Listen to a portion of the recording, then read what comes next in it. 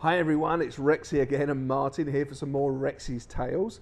Just want to say hello to everybody who came to the 4th of July Walker celebration where we were all there. We had so much fun meeting you all. Rexi met you all. Nash, some of you were fantastic dinosaur trainers and we had such good fun. Hope you all enjoyed it. Don't forget to subscribe to our Facebook page and our YouTube page and Instagram, and you'll be able to catch up with us and find out where we're going to be and all these public things that we're doing. Also, want to say hello to somebody. Want to say hello to you, Jacob. It's your 6th birthday coming up soon. You're going to be 6. And guess who's coming? Rexi's coming. And Nash is coming. And we're going to have such a good fun time at your dinosaur birthday party. We can hardly wait. All right, so today's book I want to tell you about today, it's called The Toughest Cowboy, or How the Wild West Was Tamed. And it's written by John Frank. All right, there it is. The Toughest Cowboy. It's worth half an AR point, so remember when you go back to school you can take the test and get your points. Alright, it's coming up for you right now.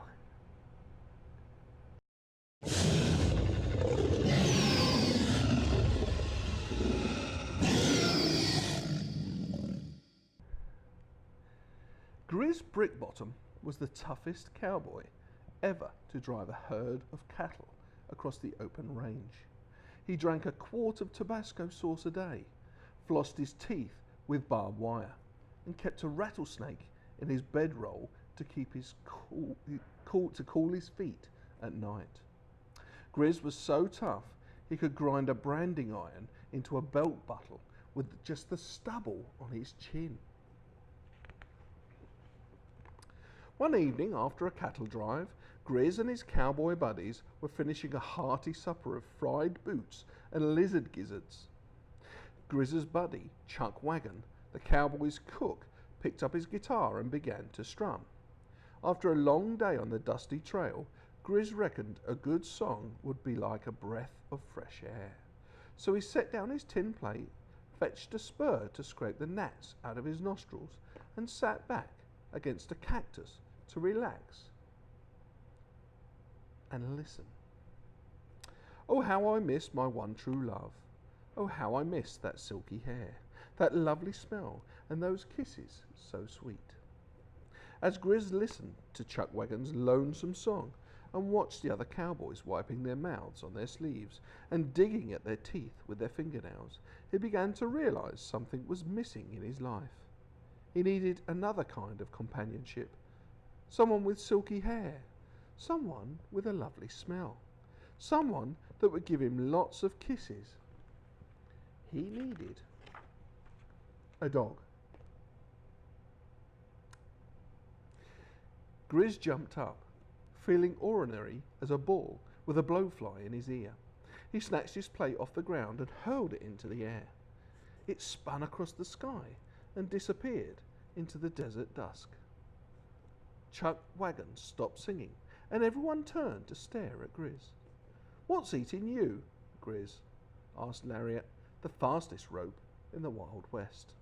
"It's time we had some new company round here," said Grizz. The campfire crackled and sparks leapt into the air.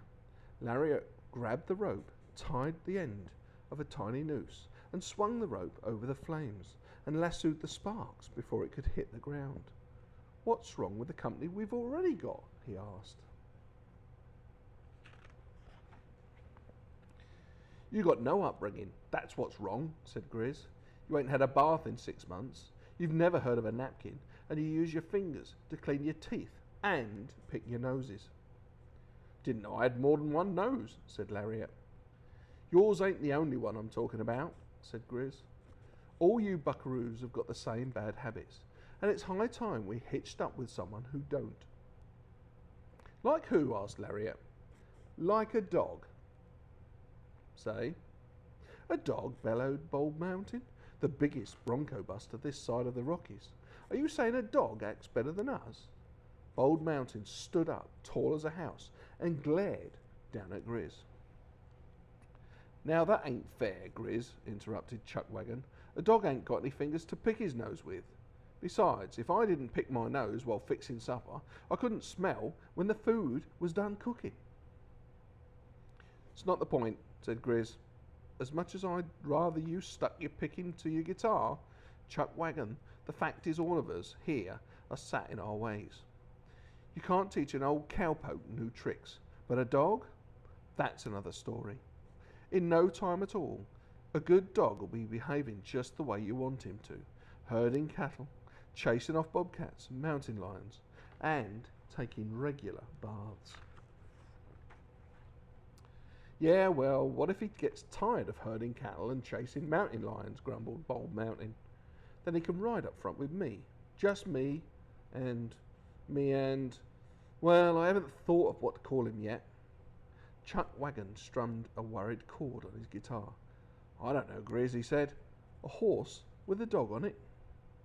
That ain't such a bad name, said Grizz. I'll call him Dog on It.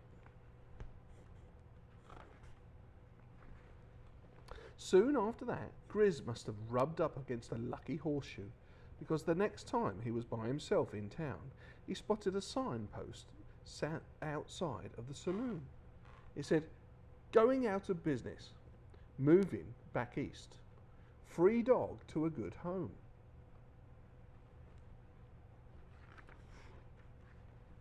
Grizz pushed his way through the salon's swinging doors, imagining his sleek, strong, cattle-herding, bobcat-chasing companion to be.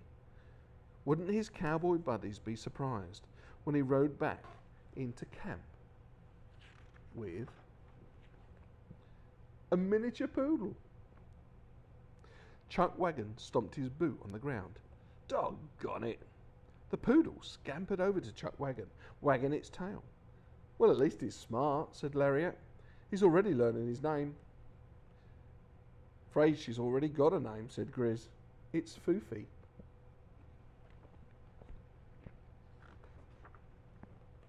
Foofy, exclaimed Chuckwagon, Lariat and Bald Mountain, all at once. That's right, and she's going to need some special looking after. Grizz pulled a bowl out of his saddlebag. Word is she's a picky eater. So, Chuckwagon, you'll be in charge of fixing her meals. Grizz handed Chuckwagon the bowl. I've been told she's partial to French cooking. I've got to cook for a dog, said Chuckwagon. And keep your guitar tuned, said Grizz, because she needs to be sung to sleep at night. But not before someone takes care of her hair, he added, reaching into the bag and taking out a brush. That'll be your job, Bald Mountain. My job, roared Bald Mountain, and he threw his hat down into the dirt. Bald Mountain may have been as tall as a house, but without his hat on, he didn't have much of a roof on top. I don't know how to use a hairbrush. And when you're done, continued Grizz, she'll need to have these ribbons tied into her ears. That'll be your department, Lariat. Ribbons, said Lariat. My specialty's tying ropes, Grizz. Then you can make her a new leash once you've finished. In the meanwhile, you've got some cattle herding to teach. Come on, Foofy. Grizz headed off with Foofy at his side. Chuckwagon, Bald Mountain, and Lariat stood there with their arms crossed, sour as unripe prickly pears. That dog can fix her own dang meals, said Chuckwagon. And comb her own dang hair, said Bald Mountain. And tie her own dang ribbon, said Lariat. Come back here, Foofy, yelled Grizz from a distance. A dang cow isn't going to hurt you.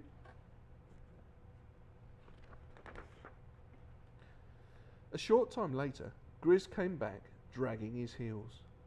Foofy padded along behind. This dog just ain't of a mind to herd cattle, he said. Nothing to fret over, though.